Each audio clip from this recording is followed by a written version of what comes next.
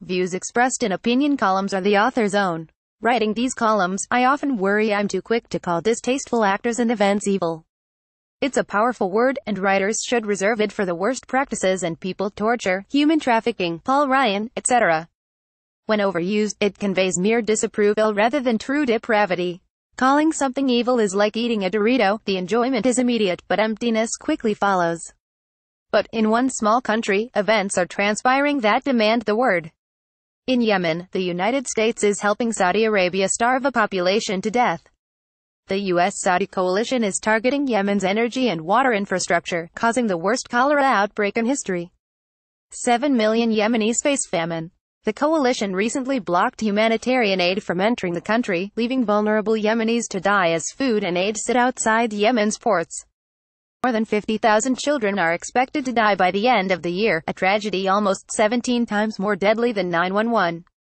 The United States is not a passive participant in these travesties. It is fueling the Saudi and UAE planes that conduct airstrikes on civilian targets, and providing intelligence to help coalition actors find bombing targets. An American bomb was used to kill 7 children. The U.S. is committing war crimes in Yemen, and it's pure, unalloyed evil. Last week, the House of Representatives passed a non-binding resolution stating that Congress hasn't authorized military force in Yemen. It isn't enough. Congress must invoke the War Powers Act to prevent future military activities in Yemen, and end all military aid to the Saudi regime. And while many Democrats, such as Rep. Ro Khanna D. California and Sen.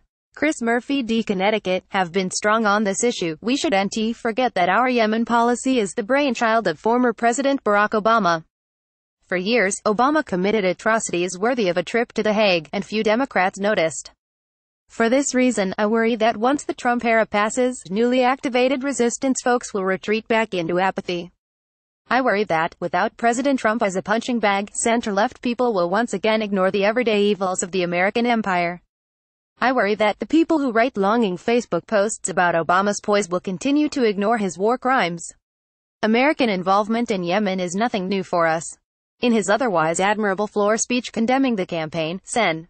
Chris Murphy called it un-American. That's just not true. When the United States does evil abroad, it's almost always shrouded in secrecy and deception. Richard Nixon began bombing Cambodia without announcement. The U.S. launched the Vietnam, Iraq and Spanish-American wars under false pretenses. And the New York Times recently reported that the Obama-devised anti-air campaign has killed 31 times more civilians than government counts suggest. The sinister privilege of American citizenship is the ability to ignore our government's monstrosities abroad. Because Trump demands attention, some of us have wizened to evils pre-existing the president. But if that awareness fades with Trump's political power, American evil will linger. Max Folikin, opinion editor, is a sophomore government and politics major. He can be reached at opinionumdbk@gmail.com.